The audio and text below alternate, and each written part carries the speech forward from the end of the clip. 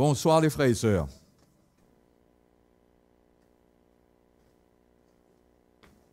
Quel bonheur de pouvoir partager ensemble la pensée du Seigneur à l'évangile de Jésus. Comme le frère Mickey l'avait dit pendant cette conférence, que la parole de Dieu, on ne peut pas juste la lire comme ça, mais on doit trouver la pensée du Seigneur entre les lignes.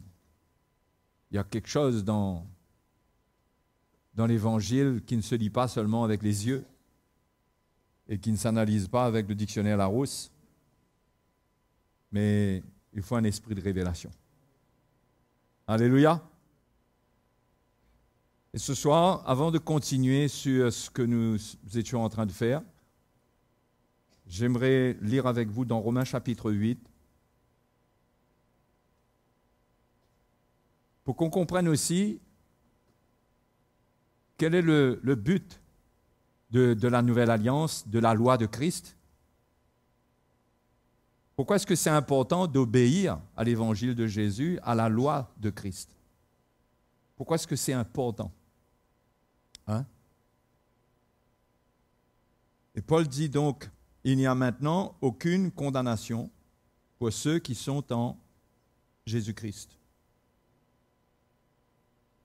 En effet, la loi de l'esprit de vie en Jésus-Christ m'a affranchi de la loi du péché et de la mort. OK? Car chose impossible à la loi, parce que la chair la rendait sans force, Dieu a condamné le péché dans la chair, en envoyant à cause du péché son propre Fils dans une chair semblable à celle du péché. Et cela, afin que la justice de la loi soit accomplie en nous, qui marchons non selon la chair, mais selon l'esprit. C'est merveilleux de voir qu'en Jésus, c'est-à-dire, ce n'est pas en Moïse, je vous rappelle notre schéma que vous devez visualiser tous les soirs, c'est qu'ici, nous avons l'ancienne alliance. C'est la loi de Moïse. D'accord? Vous vous souvenez? On garde ça. Ça vous aide à comprendre un peu les choses, non?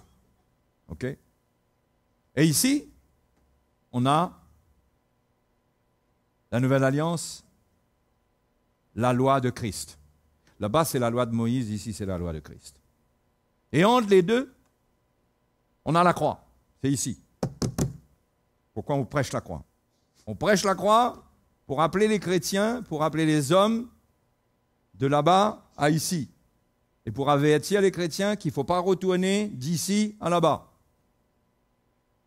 C'est pourquoi la croix est un message qui dresse un rempart entre les deux que les chrétiens ne doivent pas essayer de sauter. Ici, c'est une vie totalement différente. Totalement qu'ici. On ne va pas essayer de mélanger les deux atmosphères, les deux régimes. C'est deux régimes différents. Ici, c'est le régime de la condamnation, de la loi. Quand on veut servir Dieu, ici, on aboutit à de la condamnation, parce que la loi révèle une chose dans l'homme, c'est le péché, et le salaire du péché, c'est la mort, c'est la condamnation. Ici, on ne s'en sort pas. C'est pourquoi Jésus est mort, et ce que la chair ne pouvait pas faire ici, ce que la loi ne pouvait pas faire ici à cause de la chair, Dieu a envoyé son Fils dans une chair semblable à celle du péché pour venir ici, mourir sur la croix, pour condamner le péché dans la chair. Pour que la condamnation du péché ayant eu lieu, Dieu sauve le pécheur et le fait passer là-bas. D'accord? Donc là-bas, on passe comme on est pardonné, on est justifié, on arrive là, on a besoin d'être instruit là. Le Seigneur a dit, enseignez-leur à observer tout ce que je vous ai prescrit. Vous êtes baptisez-les au nom du Père, du Fils et du Saint-Esprit. Faites des disciples, enseignez-leur à observer, baptisez, puis enseignez tout ce que Jésus a prescrit, pas ce que Moïse a prescrit. La vie d'ici, ce n'est pas Moïse qui nous enseigne comment vivre ici. D'accord? Donc ici, c'est le pécheur qui était condamné ici. Hein? Le plan de Dieu, c'est de condamner le péché, pas le pécheur.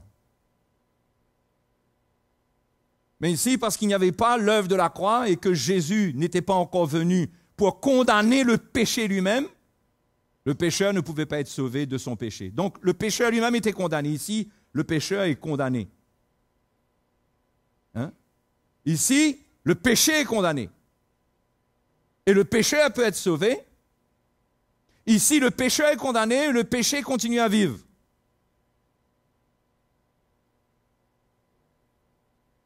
Ici,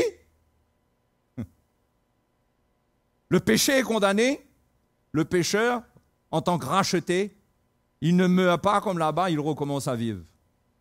Parce que là-bas, il meurt. Ici, il recommence à vivre, pas en tant que pécheur, en tant qu'enfant de Dieu. Il renaît, il naît de nouveau.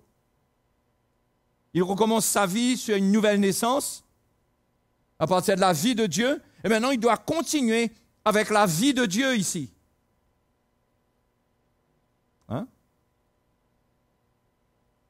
Et la Bible nous dit, pour nous faire passer d'un état à l'autre, le Seigneur a premièrement enlevé la condamnation. Depuis dimanche, on a parlé de cela. Comment pour chaque commandement qui nous condamnait, le Seigneur a porté les conséquences de nos transgressions des commandements, pour chaque commandement, afin de nous rendre libres pour venir par ici, pour lui appartenir. Et maintenant, là-bas, c'était la loi du péché et de la mort. C'était la loi du péché et de la mort qui régnait. Ici, c'est la loi du péché et de la mort. C'est-à-dire, c'est le principe même du péché et de la mort. Ce que le péché est par nature, ce qu'il fait, c'est faire mourir. C'est comme quelqu'un qui saute d'une montagne, il ne va pas monter. C'est une loi. Il va sauter en bas. Parce que c'est une loi. D'accord? C'est différent, un peu différent du mot loi quand on parle loi de Moïse. Les deux se rejoignent. C'est le même mot. Mais Paul exprime les choses d'une manière qui est un peu compliquée parfois. Mais la loi du péché et de la mort, c'est la loi qui entraîne les hommes vers le bas et qui les détruit. D'accord? Ici, Paul dit en effet, la loi de l'esprit de vie en Jésus-Christ m'a affranchi de la loi du péché et de la mort. Ici, ça serait comme si on saute mais on ne tombe pas en bas. Parce que la loi de l'esprit de vie nous porte. Ici, c'est le miracle de la vie de l'esprit, de la puissance de la vie de l'esprit. L'esprit de vie en Jésus-Christ.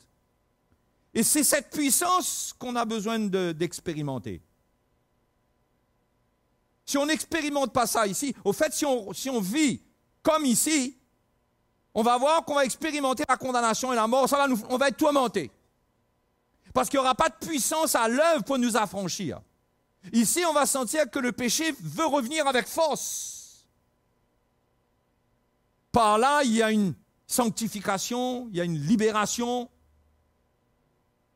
Hein? Il y a un progrès. Parce que l'esprit de vie est à l'œuvre. Nous avons un miracle d'une puissance qui est de Dieu, qui est divine, qui nous porte. Hein? Et on a besoin de ça.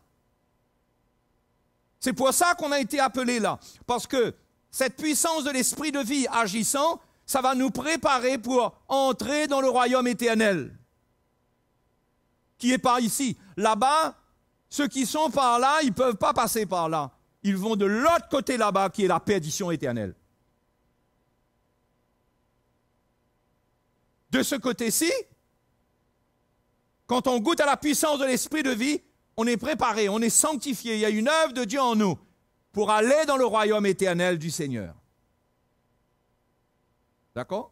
Donc, il ne faut pas jouer avec la loi et le légalisme. La loi nous met en contact avec le péché. Le péché a une action qui nous décourage, qui nous détruit, qui nous met à mort, qui nous éloigne de Dieu. Donc, on doit sortir du régime d'ici. C'est pourquoi on a été baptisé Et dans le baptême, on doit comprendre c'est quoi le baptême.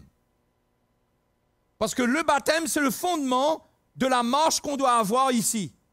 Le baptême, c'est l'identification à la croix de Jésus. Quand on marche selon cette croix, on goûte à la puissance de l'esprit de vie qui est ici. Si un chrétien ne prend pas sa croix, il ne goûtera pas, il n'expérimentera pas la puissance de l'esprit de vie. Il est né de nouveau, mais il va être très faible, très découragé. Au fait, quand Paul parle de ceux qui marchent selon la chair, parce que le verset 4 dit « Et cela afin que la justice de la loi soit accomplie en nous qui marchons, non selon la chair, mais selon l'esprit. » Ceux en effet qui vivent selon la chair s'affectionnent aux choses de la chair, tandis que ceux qui vivent selon l'esprit s'affectionnent aux choses de l'esprit. Et l'affection de la chair, c'est la mort, tandis que l'affection de l'esprit, c'est la vie et la paix. Ce qui veut dire que l'absence de condamnation, qui veut dire avoir la paix dans notre cœur, qui se trouve au verset 1er, au verset 1 du chapitre 8, c'est cette vie et cette paix qui nous fait vivre libre de toute condamnation. Bien sûr, quand on est en Jésus-Christ, on n'est plus sous la condamnation. Mais faut-il encore expérimenter cela réellement? Parce que ne pas sentir de condamnation, ne pas être à la portée des sentiments de culpabilité, tout ça, il faut qu'on ait un style de vie qui permette à la puissance de l'esprit de vie de se manifester pour qu'on ressente qu'on est dans une liberté et que même si on a des faiblesses, mais Dieu nous relève parce que la puissance de l'esprit de vie est comme un parachute qui s'ouvre tout le temps pour nous empêcher de cracher.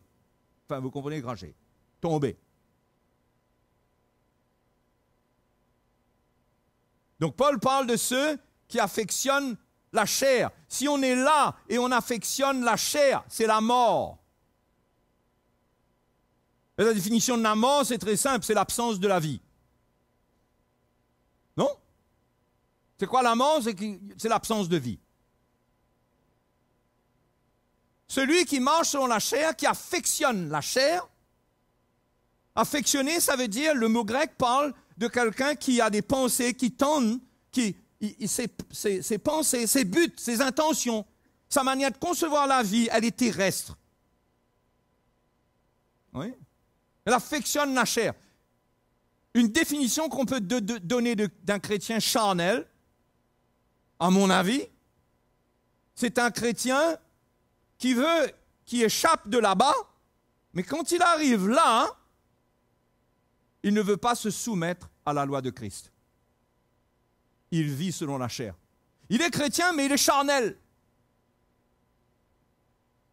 Et quand on sort de là-bas, on n'est plus sous la loi de Moïse, on vient ici, on est sous la loi de Christ. Mais le chrétien qui ne veut pas de la loi de Christ, c'est le chrétien qui vit selon la chair. Et bien qu'il soit là, c'est la mort. Il n'expérimente pas la puissance de l'esprit de vie.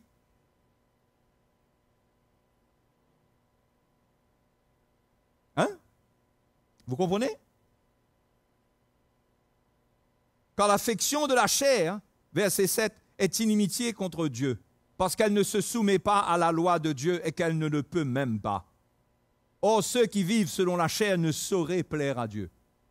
Quand on est charnel, on n'est pas soumis à la loi de Christ, on ne peut pas plaire à Dieu. Hein? C'est important de plaire à Dieu.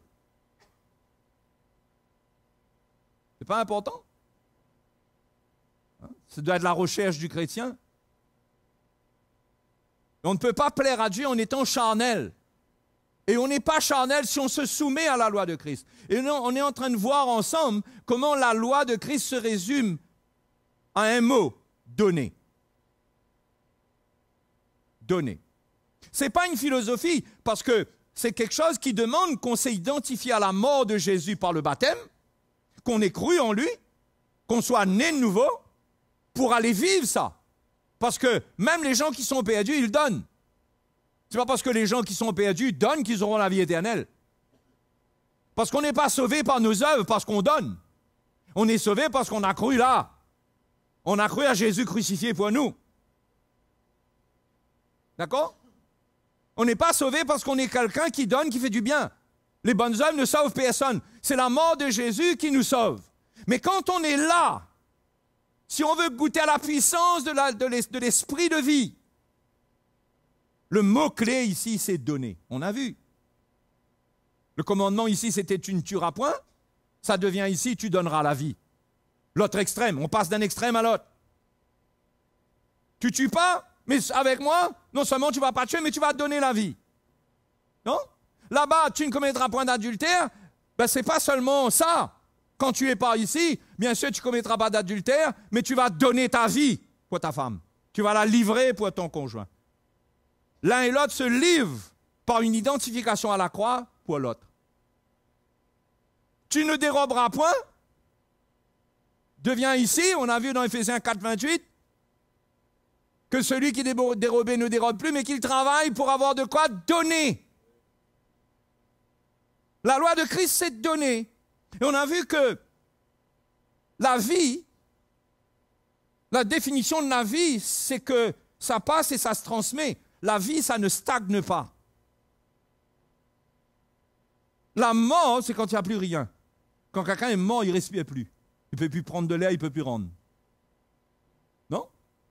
Mais la vie, c'est qu'on peut communiquer. On peut ce qu'on reçoit, on le transmet. On reçoit, on transmet. La vie consiste à donner. Un chrétien qui ne donne pas, c'est un chrétien qui meurt. Vous comprenez bien ça? Ça, c'est le point capital. Tout le reste, c'est de la lumière pour nous encourager, nous montrer qu'il n'y a rien d'autre. Que la vie chrétienne, c'est prendre notre croix pour donner notre vie. Et si on le fait, si on donne notre vie en nous soumettant à la loi de Christ. Parce que quand on compare la loi de Moïse avec la loi de Christ, ce n'est pas écrit textuellement dans la Bible comme ça, ce que je suis en train de vous dire là. On comprend que c'est ça quand on analyse les Écritures, quand on regarde ce que Paul a dit. La loi de Christ, ce n'est pas comme les 10 commandements. Il n'y a pas une série de 10 commandements par ici pour nous dire tu vas faire ça ou tu ne vas pas faire ça. Il faut qu'on ait une lumière de ce que c'est. D'accord? Qu'on ait une conviction. Mais quand on part de la croix et qu'on est là, qu'on prend notre croix, c'est pour donner notre vie. Ici, ça commence par donner notre vie au Seigneur. Mais donner notre vie au Seigneur, c'est pourquoi?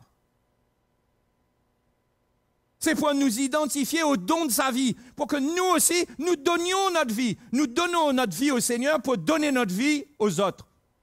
On a lu dans 1 Jean chapitre 3, verset 16. Il dit, nous avons connu l'amour en ce qu'il a donné sa vie pour nous. Non? Il dit donc, frères, nous aussi, donnons notre vie pour les frères. Hein? Si le Seigneur nous a aimés de cette manière, nous aussi, nous devons donner notre vie pour les frères. La vie chrétienne, c'est un don pour les autres, pour les édifier, pour les secourir, pour les soutenir. Si un chrétien ne vit pas ça, il est stérile, il est oisif, il meurt, il ne porte pas de fruits. Il faut vouloir porter du fruit, parce que Jésus a dit que si quelqu'un ne porte pas de fruit, il va sécher. Et quand il sèche, il va mourir. Et quand il va mourir, il va être coupé, il va être tranché, il va être jeté au feu. Mais celui qui porte du fruit, le Père les mondes, afin qu'il porte encore plus de fruits. Il faut porter du fruit ici, les frères et sœurs. Porter du fruit, c'est donner notre vie.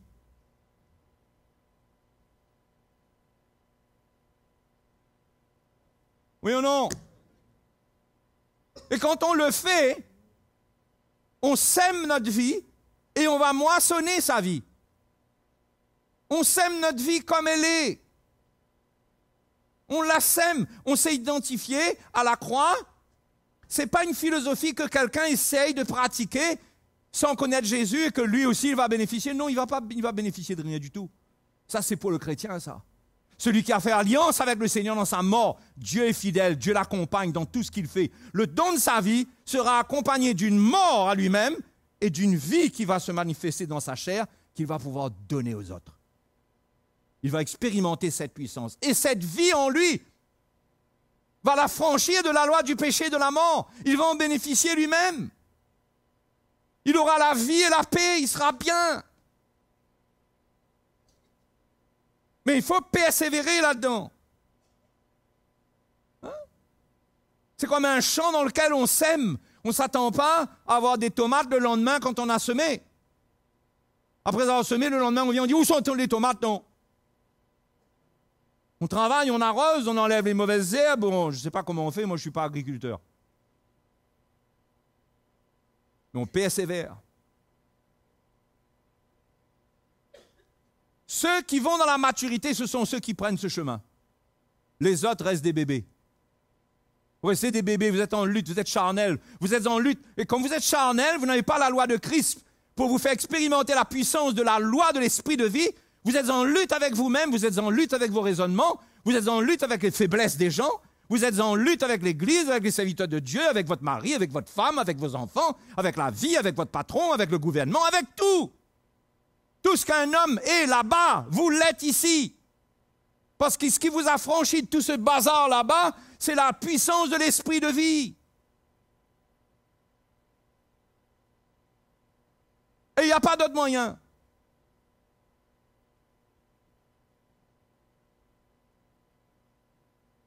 Donc l'affection de l'esprit, c'est-à-dire la pensée de l'esprit. Un chrétien doit se nourrir de la pensée de l'esprit. Ses intentions, son but doit être clair.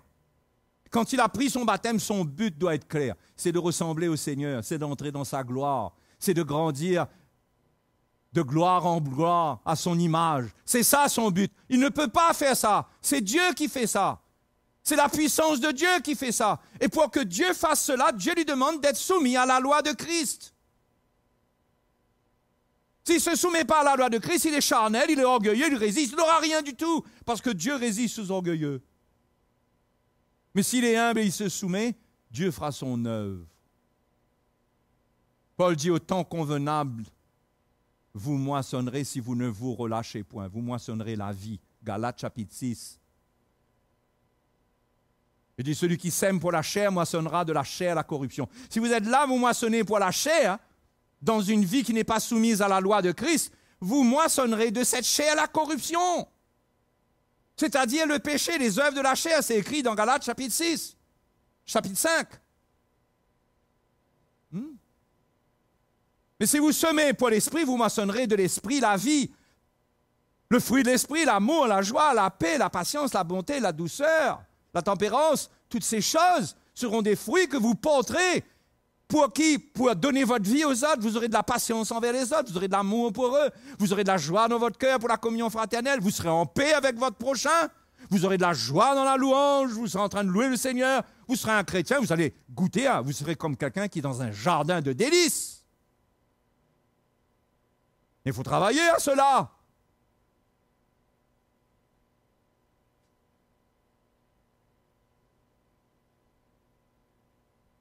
Donc, on reprend notre liste des 10 commandements. Quoiqu'on ne va peut-être pas regarder les 3 premiers commandements, mais le numéro 9, qu'est-ce que ça dit? Le numéro 9, c'est le commandement qui dit, Exode chapitre 20. Tu ne portera point de faux témoignages contre ton prochain. Donc là, on retourne à notre comparaison. Ici, je suis pour vous un tableau vivant. Je me transforme en tableau, avec une colonne là, une colonne au milieu et une colonne ici. Ici, c'est « Tu ne porteras point de faux témoignages contre ton prochain ».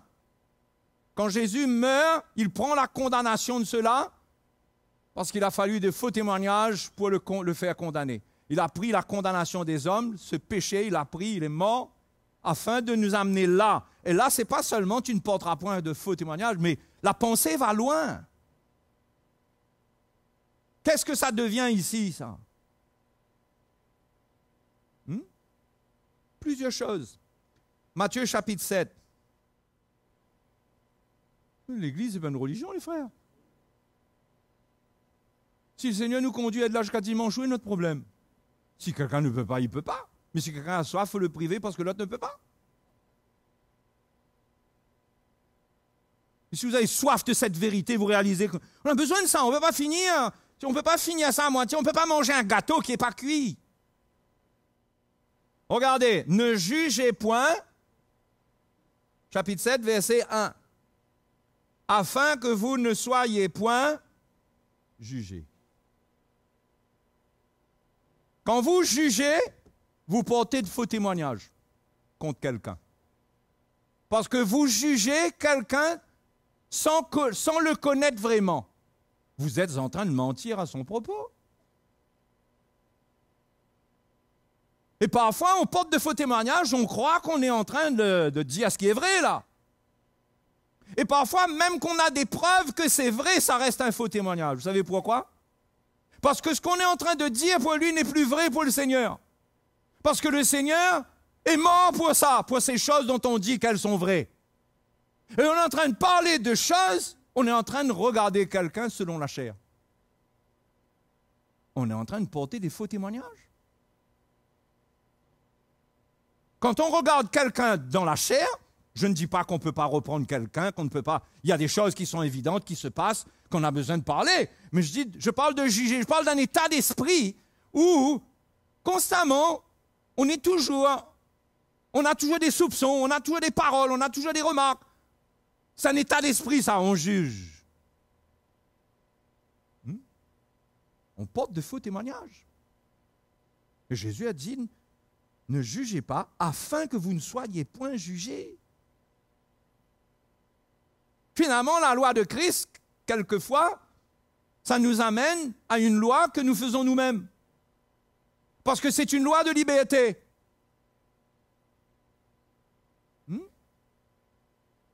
On est libre. Comme si le Seigneur dit, vois toi-même ce que tu veux. Mais on ne se moque pas de Dieu. Si tu sèmes selon la chair, tu moissonneras la corruption.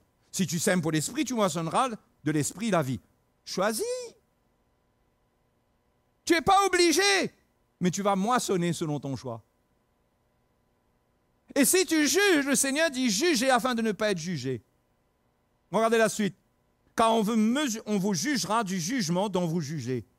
Et l'on vous mesurera avec la mesure dont vous mesurez. Utilise la bonne mesure. Hein? La mesure de grâce, la mesure de miséricorde. Vous vous souvenez de ce qu'on a lu dans Jacques? Parlez et agissez comme devant être jugés par une loi de liberté. Hein? Parce que le jugement est sans miséricorde pour celui qui ne fait pas miséricorde. Si tu es sans miséricorde, le jugement est sans miséricorde pour toi. Parce que tu as fait ta loi toi-même. Tu es libre, mais tu es en train de faire ta loi toi-même quelque part. Donc, si tu choisis de faire miséricorde, de faire grâce, ben, quand arrive ton tour, cette grâce que tu as accordée aux autres, elle est là pour toi. Parce qu'on te mesure avec la mesure dont toi-même tu as jugé. C'est pourquoi les chrétiens qui jugent et qui critiquent ont beaucoup de difficultés. Parce qu'ils sont constamment jugés par leur propre parole. Ils sont jugés par la mesure qu'ils utilisent eux-mêmes. Il faut faire attention comment on s'associe pour juger. Au fait, on ne doit pas s'associer avec personne pour juger. Parce que ça nous empoisonne notre vie spirituelle, ça. Le verset 3 dit d'ailleurs, pourquoi vois-tu la paille qui est dans l'œil de ton frère et n'aperçois-tu pas la poutre qui est dans ton œil? Ou comment peux-tu dire à ton frère, laisse-moi ôter une paille de ton œil, toi qui as une poutre dans le tien?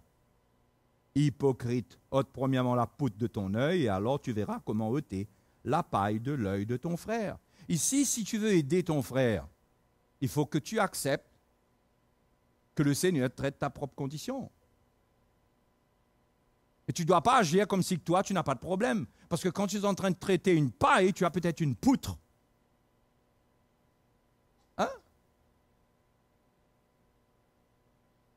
Le Seigneur dit hypocrite, frères et sœurs, les hypocrites, Dieu les résiste. Les hypocrites n'ont aucune part avec le Seigneur. Un hypocrite, c'est quelqu'un qui n'a pas de part avec le Seigneur. Avec le Seigneur, il faut être vrai, il faut être dans la lumière, il faut avoir un cœur pur. C'est pourquoi on ne peut pas juger, afin de ne pas rendre de faux témoignages. Alléluia. Hein? Luc chapitre 6. Luc chapitre 6. Verset 37. Ne jugez point, et vous ne serez point jugés. Ne condamnez point, et vous ne serez point condamnés. Vous avez compris? Ça, c'est la loi de Christ, c'est ce que le Seigneur nous dit, ça, c'est sa loi. Tu ne veux pas être condamné, ne condamne pas. Mais si tu te sens condamné, peut-être que, si tu pouvais fouiller un peu, peut-être que tu as passé ton temps à condamner. C'est pour ça que tu n'as pas de force contre la condamnation. Ne juge pas, ne condamne pas. Il dit, absolvez, vous serez absous. Absolument. Absolvez, relâchez, laissez aller. Laissez aller, relâchez les gens. Et vous aussi, vous serez relâchés. C'est ça que ça veut dire. Ensuite, verset 38. Donnez, et il vous sera donné. Donnez quoi? Donner de l'argent? Le contexte parle ici de donner de l'argent. Là, on utilise ces versets pour dire, hein, le prédicateur arrive là, quand il veut une bonne offrande, là, il dit, hein, donnez, il vous sera donné une bonne mesure serrée, secouée, qui déborde. Ça n'a rien à voir, ce n'est pas de l'argent ici. Donne de la miséricorde, donne de la grâce. Il te sera donné une bonne mesure serrée, secouée, qui déborde. Il te sera donné une mesure de grâce qui va déborder. La condamnation n'aura pas d'emprise sur toi. Tu vas ressentir une liberté dans les temps où tu auras besoin parce que tu n'es pas parfait. Toi aussi, tu peux chuter, tu peux tomber. Donnez, il vous sera donné une bonne mesure, une mesure serrée, secouée, qui déborde, car on vous mesurera avec la mesure dont vous serez servis. C'est clair ça? Ensuite, Éphésiens chapitre 4, verset 25. On est toujours avec les faux témoignages. Tu ne porteras point de faux témoignages contre ton prochain. Eh bien, qu'est-ce que tu diras à ton prochain? Eh bien, c'est écrit là. C'est pourquoi renoncer au mensonge. Concernant ton prochain, renonce au mensonge. Et que chacun de vous parle selon la vérité à son prochain. Ici, c'est les faux témoignages, c'est le mensonge. Vous êtes d'accord avec moi? Le faux témoignage, c'est le mensonge. Là-bas, c'est la vérité. Ici, on se parle selon la vérité. Hein? C'est pourquoi si on veut vivre ici, on doit être clair, on doit être transparent, on doit être prêt à s'humilier. Parce qu'ici, rien ne va rester caché ici. Ici, c'est de la lumière. Ta vie sera connue, sera vue, sera ressentie. Si tu veux vivre ici, et ici, on parle selon la vérité à notre prochain. Notre prochain, ben, c'est notre frère, notre soeur, tous ceux qui sont proches de nous, notre prochain. Ceux qui sont nés de nouveau sont plus prochains de nous que ceux qui ne sont pas nés de nouveau. Les enfants de Dieu, c'est notre prochain. Et on doit nous parler selon la vérité. Et pas parler selon le mensonge. Et parler selon la vérité, c'est parler selon ce que l'Évangile dit, selon ce que la parole de Dieu dit et selon ce que l'Esprit de vérité met dans notre cœur. On n'attaque pas, on ne juge pas, on ne matraque pas, mais on parle selon la vérité. On ne s'associe pas avec les faux témoignages. Quand quelqu'un se lance dans un faux témoignage, on l'arrête, on lui dit attention, là, on est en train de juger, là. Là, on se lance dans des faux témoignages, on ne peut pas vivre comme ça, là, ici, là. Hein? On ne s'associe pas, on reprend. Avec douceur, mais on reprend. Vraiment, les chrétiens ont du mal à se reprendre les uns les autres. Parce que ça peut arriver, c'est pas non plus moins de petites choses, là, on est ultra légaliste. Le moins de petits trucs, là, c'est pas ça, mais il y a des choses qui sont tellement évidentes. Quand il y a un état de cœur qui accompagne des paroles, il ne faut pas s'associer, il faut se parler selon la vérité. Car nous sommes membres les uns des autres, ce qui veut dire quoi? Ça veut dire que si on laisse le mensonge rentrer là, ça va fatiguer la communion même de l'Église. La gangrène va entrer dans tout le monde. Ça commence avec un qui vient, qui apporte cela, on s'associe avec lui, il nous transmet le virus, on est tous malades à un moment. Paul a dit aux Corinthiens, un peu de levain fait lever toute la pâte. On doit parler selon la vérité. La vérité arrête l'œuvre de la chair et du péché.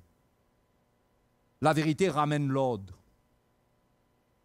On se parle selon la vérité. Matthieu chapitre 5, verset 43. Vous avez appris qu'il a été dit, tu aimeras ton prochain et tu haïras ton ennemi.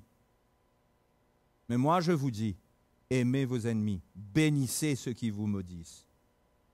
Faites du bien à ceux qui vous haïssent et priez pour ceux qui vous maltraitent et qui vous persécutent, afin que vous soyez fils de votre Père qui est dans les cieux. Ici, on veut être les fils de notre Père ici. Donc on fait attention à ce qui sort de notre bouche. Ici, on bénit les gens. On bénit, ça veut dire qu'on dit du bien.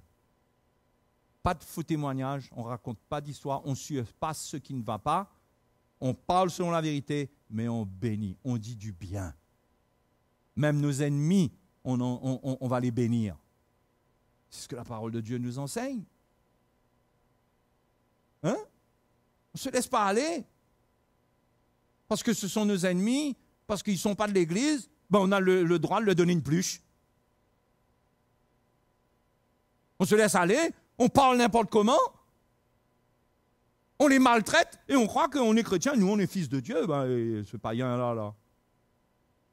Mais ça ne va pas. Il faut bénir les gens. Parce que le Père fait pleuvoir sur les bons et sur les méchants. Et très souvent, c'est dans ces moments-là qu'on attrape le chrétien où il est.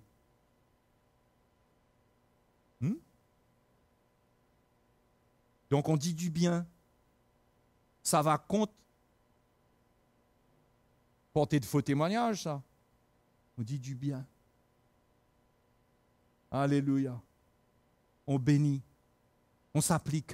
On veut être comme notre Père céleste. On veut être comme lui. Lui, il y a un temps où il va juger. Et il y a des moments où il juge. Mais c'est lui qui juge. Mais sinon, il bénit. C'est pourquoi les gens sont bien sur la terre. Quand les gens ont des problèmes, c'est à cause du péché. Mais tout ce qui reste qui est bien, c'est parce que Dieu les bénit. Quand il pleut, Dieu bénit. Non? On doit être associé au cœur de notre Dieu. Faire du bien. Ici, finalement, c'est donner, c'est faire du bien. Vous comprenez ça? Ici, c'est faire du bien. Là-bas, c'est ne pas faire de mal. Ne pas faire de mal. Ici, ça devient... C'est pas seulement ne pas faire du mal, fais du bien. Donne. Donne. Donne en grâce. Pardonne. Pardonner. Ça veut dire accorde la grâce. Si tu ne pardonnes pas, tu auras un problème. La Bible nous avertit, votre Père céleste ne vous pardonnera pas non plus. Hein?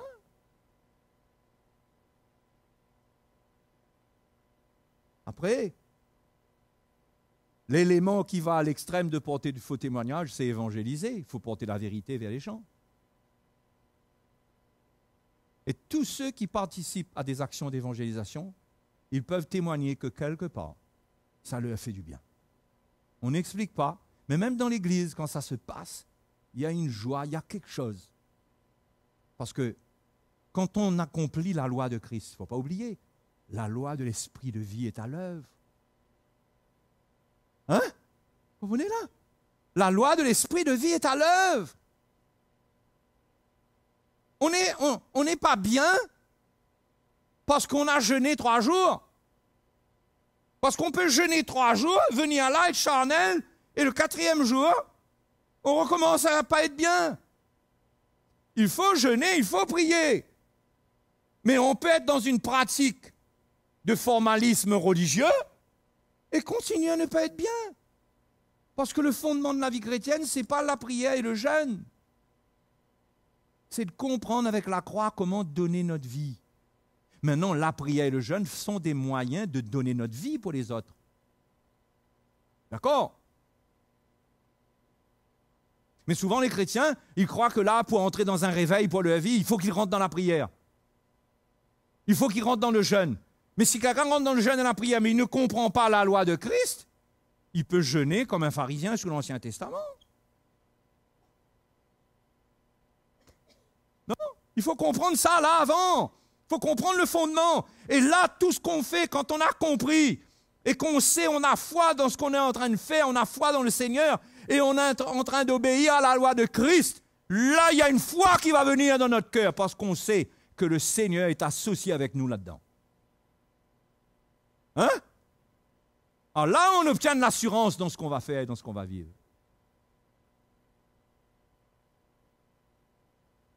Le numéro 10, tu ne convoiteras point. Hein, ici, tu ne convoiteras point. Convoite rien, aucun bien de ton prochain, ni sa servante, ni sa femme, ni rien, ni rien qui lui appartienne. Non, tu ne convoiteras point. Tu ne vas pas désirer ce qu'il a. Ce qu'il a, Dieu lui a donné. Même s'il a pris un bout en plus, Dieu va régler ça.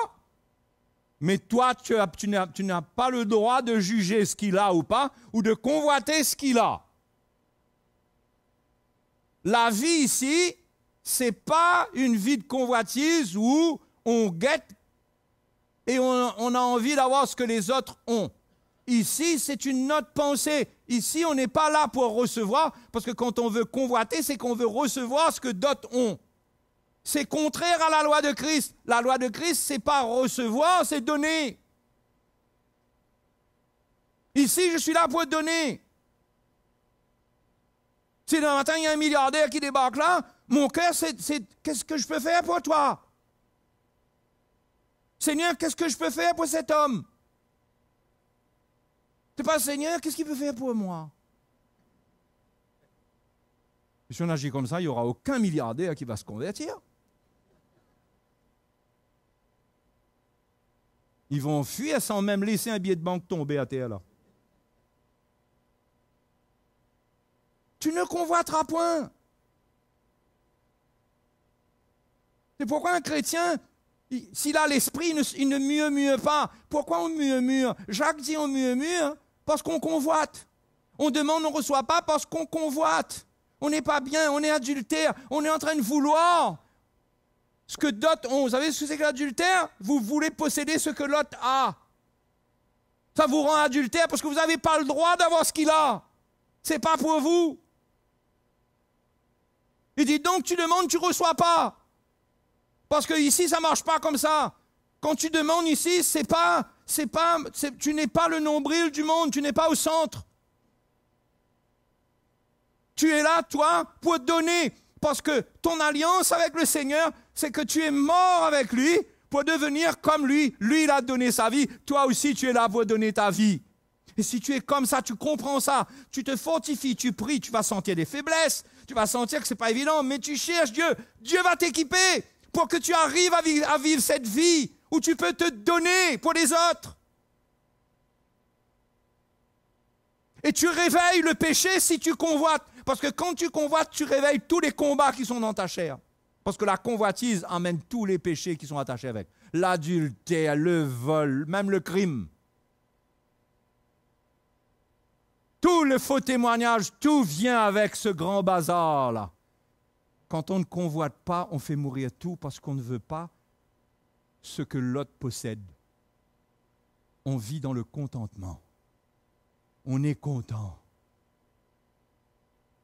Parce que ce qui nous contente, ce n'est pas de posséder autre chose que la vie de Jésus. C'est ça le but d'un chrétien. Hein? Tu ne convoiteras point. Et au contraire, ici, c'est tu ne convoiteras point. Ben, qu'est-ce que ça devient ici, ça? Non seulement tu ne vas pas convoiter ce qu'il a, mais tu vas être prêt à l'aider même à prospérer s'il le faut. Et sans arrière-pensée, sans dire, je lui donne un petit coup de main, peut-être qu'il va penser un petit coup à moi. Sans arrière-pensée. Ton cœur est pur parce que tu n'es pas là pour convoiter, tu es là pour donner ta vie. Et ça, croyez-moi, ça bouleverse des cœurs, ça. Mais quand on apprend que des chrétiens sont en train de courir après d'autres chrétiens pour de l'argent dans l'église. Où ça sort cette affaire-là? Ce n'est pas l'évangile, ce n'est pas la loi de Christ, c'est courir les uns après les autres. Parce qu'on convoite, ben parfois c'est vrai, on souffre, on a des besoins, mais on prie, Dieu prend soin de nous. Ou bien on fait connaître nos besoins là où il faut. Mais on ne convoite pas. Hein? Tu vas aider ton frère. Tu vas même partager ce que toi tu as. Ici, tu ne convoiteras point. Tu ne vas pas désirer ce qu'il possède. Ici, ça devient quoi? Tu exerceras l'hospitalité. Tu seras prêt à l'aider, à ouvrir ta maison, à prendre soin de lui. Et sans établir un tarif. Hein? Sans dire, tu viens, mais ici, c'est comme une table d'hôte, quoi. Hein? C'est 15 € par jour.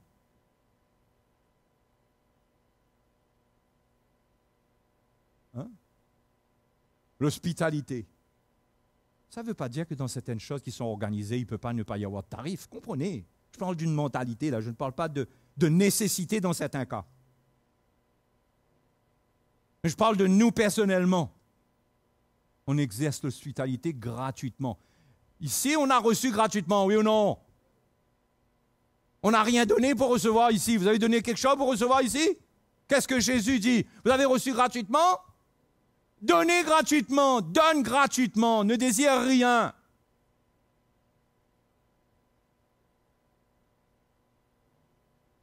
Hein? Et quand on ne désire rien, on ne convoite pas, ben après, on peut être béni. Un chrétien a le droit de bénir. Au contraire, un pauvre a besoin d'être soutenu. Mais si c'est le pauvre qui est en train d'organiser une manifestation dehors là, parce que l'Église est hypocrite, il dit il y a l'amour, mais lui il a des besoins, on ne lui donne rien. Là, le pauvre, c'est un pauvre. Il est 2 fois pauvre. Il doit comprendre l'Évangile avant. Et Dieu va rendre des cœurs sensibles à son cas. C'est sûr que le Seigneur a un cœur pour les pauvres. Il ne faut pas être trop rapide de la gâchette. On t'y a vite là. Donc on partage. On ne convoite pas, on donne. On ne convoite pas l'argent, on donne. On est prêt à donner. La Bible dit ne te détourne pas de celui qui va emprunter de toi, mais fais attention à ça. Ne sois pas charnel avec ça. Parce que si quelqu'un était charnel après toi, parce qu'il veut soutirer des choses de toi, tu dois ressentir quel est l'esprit qui l'anime. Tu dois faire attention. Parce que peut-être qu'il a fait la même chose avec tout le monde. Et il doit déjà 20 000 € là au milieu de nous. Tu dois faire attention. Mais ne te détourne pas, n'aie pas un cœur qui sent Dieu si. Parce que Jean dit, comment l'amour de Dieu va-t-il demeurer en toi si tu lui fermes tes entrailles?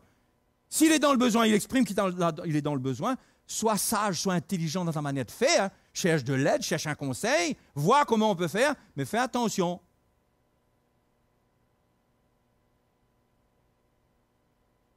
Parce que la Bible nous dit dans Job que la souffrance dispose au mal. Quand quelqu'un souffre, ça finit par devenir malsain la manière qu'il veut s'en sortir. Et on ne doit pas répondre à ça. OK? Le numéro 5 des commandements dit « Honore ton père et ta mère ». Hein?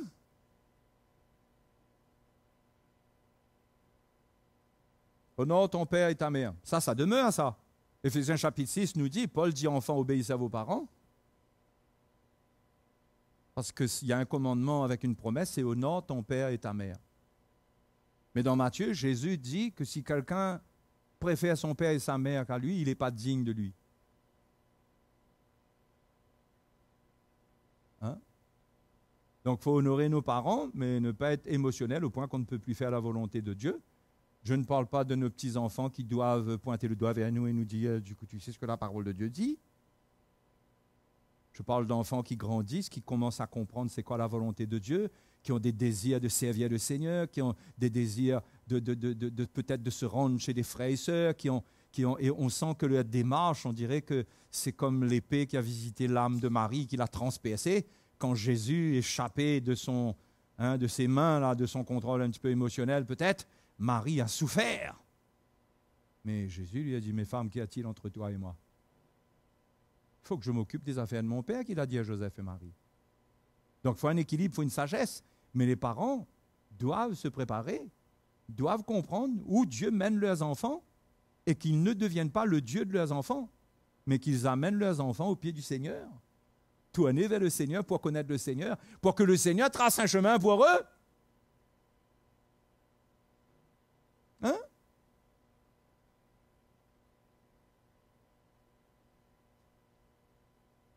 Le numéro 4 dit,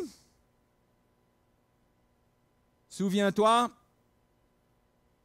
le 4e commandement, souviens-toi du jour du repos. OK? Exode 20, peut-être qu'on peut lire un petit bout.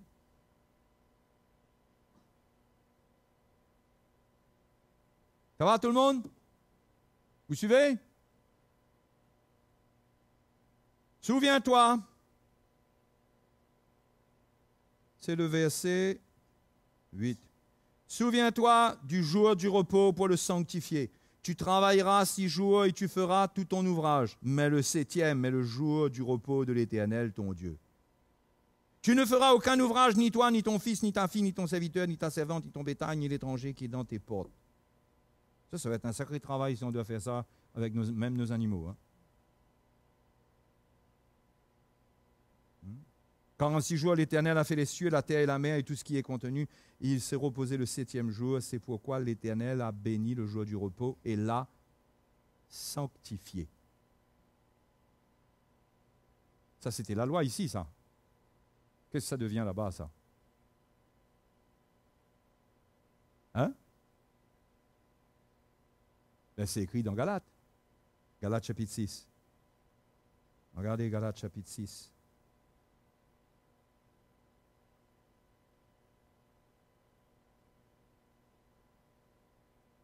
Verset 2. Il ne devait faire aucun ouvrage, il ne devait porter aucun fardeau le jour du sabbat. D'accord? Pas de fardeau. Si quelqu'un passait par là, il avait un petit paquet de bois sous ses bras et qu'il y avait un religieux qui passait là, il dit, hey, toi, qu'est-ce que tu fais là-bas, toi? Aujourd'hui, c'est le sabbat. Et les religieux se sont opposés même à ce que Jésus guérisse des gens le jour du sabbat. Mais vous avez remarqué que Jésus guérissait les malades le jour du sabbat? Pourquoi? Parce que Jésus était venu accomplir sa propre loi. La loi de Moïse, mais dans une dimension que les religieux ne comprenaient pas. Vous allez comprendre là. On va prendre quelques minutes pour comprendre cette affaire-là. Portez les fardeaux les uns des autres et vous accomplirez ainsi la loi de Christ. Ici, on ne porte pas de fardeau. Mais là-bas, il faut aller porter les fardeaux. Quel choc. Mais c'est les fardeaux les uns des autres. Pas ton fardeau pour toi. Pas ton business. Et Jésus guérissait les malades parce que Jésus, le jour du sabbat, il enlevait le fardeau sur les gens.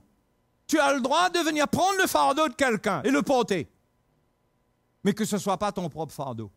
Et si tu apprends à prendre le fardeau des autres, tu apprendras le Seigneur va te débarrasser de ton propre fardeau. Ta vie sera beaucoup moins compliquée, beaucoup moins lourde. Mais à force de s'occuper de soi-même, on finit par accumuler une tonne de fardeaux comme ça. On est seul, on est sous un tas de détritus comme ça. Ça s'accumule. Mais le jour du sabbat, on peut porter les fardeaux les uns des autres. Parce que quand le Seigneur est mort à la croix, il a pris le fardeau de l'humanité. Le Seigneur a pris le fardeau de nos péchés, le fardeau de tout. Il a pris ça sur lui, il est mort. Notre modèle, c'est la loi de Christ, c'est Jésus. Qu'est-ce qu'il a fait, lui? Il a porté le fardeau de tout le monde. Quand je viens au Seigneur, je viens pour porter les fardeaux les uns des autres. Ça vous va un sabbat comme ça?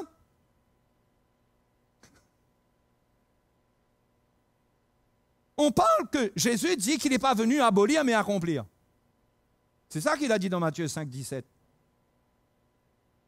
Donc, l'histoire du sabbat, il est venu accomplir comment? Déjà, dans les jours de sa vie même, il accomplissait ça, ce qu'on est en train de dire là. Il guérissait les malades. Il a dit, il dit, bande d'hypocrites. Il dit, si le jour du sabbat, il y a quelqu'un qui a un bœuf, il y a un âne qui tombe dans le fossé là, il n'y a personne qui va aider, qui va le retirer. Et le Seigneur guérissait les malades, faisait du bien, il enlevait les fardeaux. Notre sabbat à nous, c'est pas vivre comme une bande d'égoïstes et dire, oh j'ai trouvé le repos, je suis dans le sabbat. Ton sabbat, si tu veux le garder, ce repos, va porter le fardeau les uns des autres. Et tu sentiras quoi? La puissance de la loi de l'esprit de vie agir en toi et ton fardeau à toi deviendra plus léger. Au fait, le Seigneur dit, venez à moi, vous tous qui êtes fatigués et chargés, et je vous donnerai du repos. Prenez mon joug sur vous. Recevez mes instructions. Parce que mon joug est léger, mon joug est facile, et mon fardeau est léger. Donc, quand on prend les fardeaux des autres, quand on porte les fardeaux des autres, on trouve du repos, on est allégé pour pouvoir prendre le fardeau des autres. On reçoit instruction qu'il faut porter les fardeaux des autres. Et quand on le fait, on obéit à la loi de Christ. Il y a quelque chose de surnaturel qui se passe dans notre vie. Dieu nous assiste dans nos propres fardeaux. Hein? Mais quand on vit avec notre fardeau le jour du sabbat, on reste sous notre fardeau et on ne fait rien, on est écrasé dessous. La loi de Christ s'accomplit quand on porte, et là ça tombe bien, parce que ça parle exactement de la loi de Christ. Il dit, vous accomplirez ainsi la loi de Christ. La loi de Christ, c'est porter les fardeaux les uns des autres. La loi de Christ, c'est quand vous lisez la Bible, vous voyez les uns les autres, les uns par rapport aux autres, etc., les uns les autres, les uns les autres. La loi de Christ, c'est les relations, c'est ce qui se passe entre nous. Dieu veut voir une justice entre nous. Il ne veut pas avoir de l'égoïsme. Paul dit dans les derniers temps seront difficiles. Première chose, car les hommes seront égoïstes.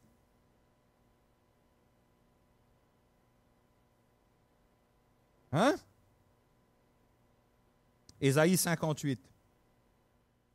Ésaïe 58 parle du jeûne et parle aussi du sabbat. À tel point qu'il passe de l'un à l'autre, mais d'une manière qu'on dirait que les deux sont un peu mélangés. Mais au verset 13, le prophète dit, si tu retiens ton pied pendant le sabbat, pour ne pas faire ta volonté en mon saint jour. D'accord? C'est ça le sabbat.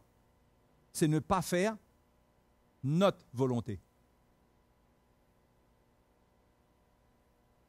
Si tu fais du sabbat tes délices pour sanctifier l'Éternel en le glorifiant, et si tu l'honores en ne suivant point tes voies, en ne te livrant pas à tes penchants et à de vains discours, alors tu mettras ton plaisir en l'Éternel, et je te ferai monter sur les hauteurs du pays, je te ferai jouir de l'héritage de Jacob ton père, car la bouche de l'Éternel a parlé.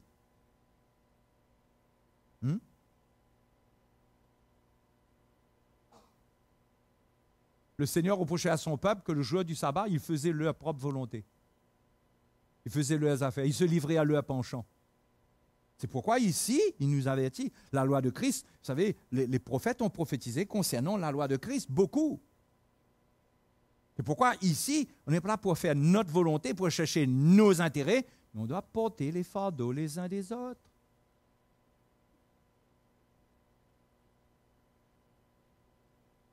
Si vous revenez à Galates chapitre 6, verset 1er,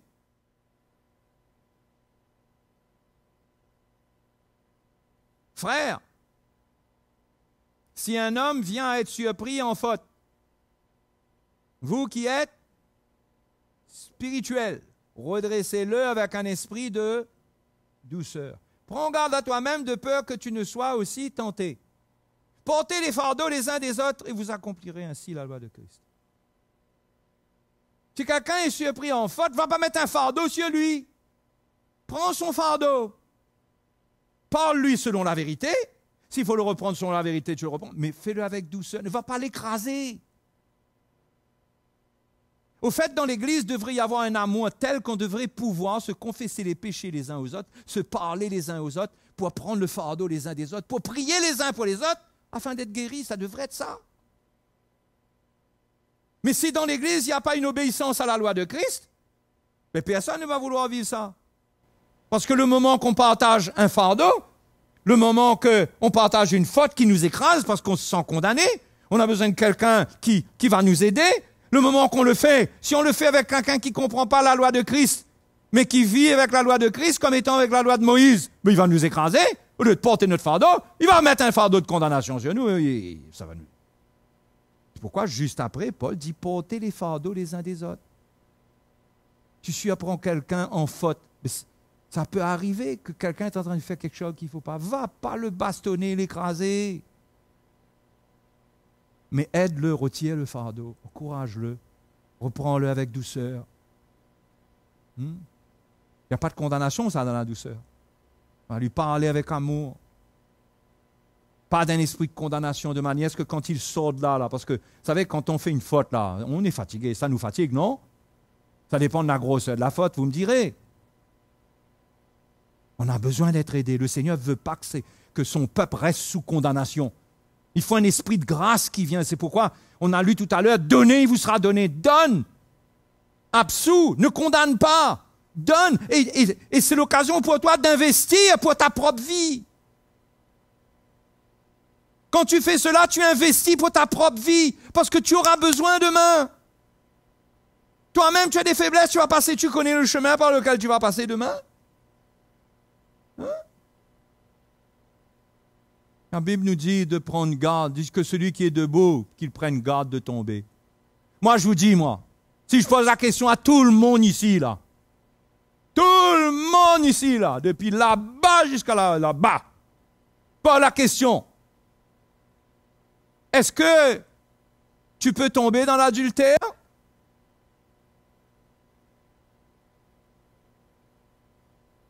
Ah. Mais la plupart des gens vont vous dire jamais. Moi, je ne suis pas comme ça, moi.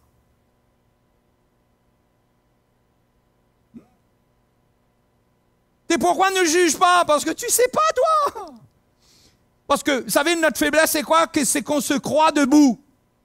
Celui qui croit être debout, qui prenne garde. Parce que quand on croit être debout, on arrête de prendre garde. On est sûr de soi.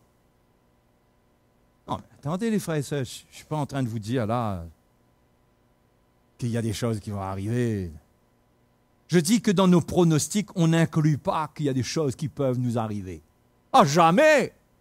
Tu sais, soit demain, dans quoi tu peux être, dans quel pétrin, mon frère? Ou ma sœur? Et aujourd'hui, on peut être en train de juger ces choses. On peut être en train, au lieu d'agir avec douceur, avec amour, prier, porter les fardeaux dans la prière, dire « Seigneur, aide ce frère, aide cette sœur. » Parce que ça ne doit pas être facile, Seigneur. Si ça m'arrivait à moi, mais ça serait terrible. Et la Bible dit « Aime ton prochain comme toi-même. » Mais si ça m'arrivait à moi, Seigneur, je te prie, aide-le. Et parfois même, on ira même jeûner, prier, mettre du temps à part, au lieu de blaguer. Mais tu as vu? Ça, c'est un chrétien, ça. T'as vu comment c'est? Au lieu de mettre nos genoux par terre et mettre de l'or dans notre coffre-fort céleste. C'est comme ça qu'on s'amasse des trésors, non pas sur la terre, mais dans les cieux. Un trésor de grâce. Notre coffre doit être rempli de ça. Parce qu'on ne sait pas ce qui peut nous arriver. On doit porter les fardeaux les uns des autres pour accomplir la loi de Christ. Avec des choses qui ne sont pas bonnes, mais on ne juge pas. On prie, on porte le fardeau. On ne va pas s'ingérer dans les affaires des autres. On ne va pas mettre notre main là où on risque de détruire. Mais on va porter le fardeau, on va prier. On va jeûner pour ça, on va dire, Seigneur, tire le fardeau. Seigneur, fais une œuvre, Seigneur. Et on va s'interdire de faire des commentaires. On va laisser les commentaires pour les journalistes. Hein? On peut vivre comme ça? C'est la loi de Christ, ça. Si on vit comme ça, on reste à portée de la loi, de la puissance, de la loi de l'esprit de vie qui va œuvrer en nous. Et demain, s'il m'arrive quelque chose, la loi de l'esprit de vie pour laquelle j'ai semé ma vie, j'ai semé pour l'esprit. J'ai été là de la part de l'esprit pour enlever les fardeaux. J'ai été là pour aider. Mais Dieu, la Bible dit, Dieu est fidèle. Il n'est pas injuste pour oublier l'amour qu'on a montré pour ses saints. Il va agir, mon frère. Mais quand tu n'as plus rien sur ton compte céleste, sur ton compte de grâce, il n'y a plus rien, il n'y a rien. Au contraire, tu dois, parce que tu n'as pas pardonné. Tu dois, parce que tu as jugé. Tu dois. Tu vas pas encore demander encore, tu veux encore un crédit? Il faut que tu payes ce que tu dois, tu n'auras rien. Comme ça que les chrétiens sont écrasés, finis. Ils n'ont rien. Pourquoi? Vous allez me dire, frère, quand même, Dieu est amour. Dieu, on ne se moque pas de Dieu. C'est ce que la Bible me dit dans la Nouvelle Alliance. On ne se moque pas de Dieu. Ah, je crois qu'on peut utiliser la parole de Dieu pour faire de Dieu un Dieu d'amour dans les circonstances où on mérite plutôt une correction. Le Seigneur, il châtie celui qu'il aime. Hein? Donc les frères et les sœurs, la vie chrétienne, c'est porter les fardeaux les uns des autres.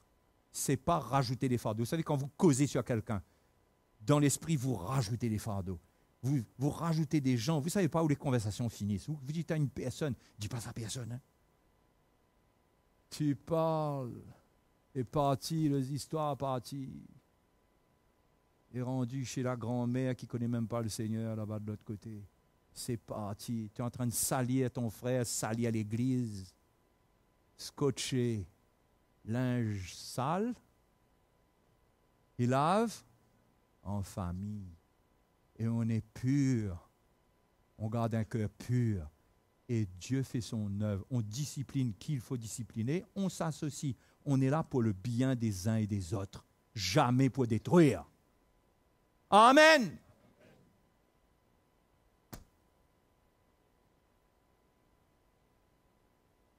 Ça, c'était pour le jour du repos.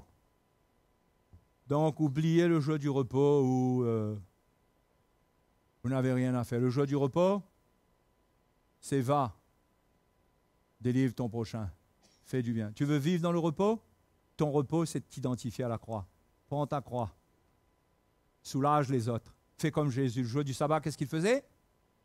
Guérissait les malades. Il allait délivrer. La Bible dit que Dieu était en Christ et Jésus allait partout faisant du bien et délivrant tous ceux qui étaient sous l'empire du mal. Les frères et les sœurs, on a besoin de passer à l'action pour goûter nous-mêmes. Parce que quand on passe à l'action, on actionne, on active la puissance de la loi de l'esprit de vie en nous. Quand on ne passe pas à l'action, on est un chrétien oisif, passif. On est là. On subit. On subit la vie. Vous voulez subir la vie? On n'a pas été appelé à subir la vie. On a été appelé à nous réjouir dans le Seigneur, à être rempli de l'Esprit. Alléluia. Hein? Conclusion, il faut se rendre utile. C'est la loi de Christ. Hein? Première chose qui se passe dans les premiers disciples, les premiers convertis dans le livre des Actes, touchés dans leur cœur, qu'est-ce qu'ils disent? Que devons-nous faire? C'est pas merci, nous retrouve. Hein? C'est que devons-nous faire? Que devons-nous faire? Et le chrétien qui comprend ça, il doit donner sa vie.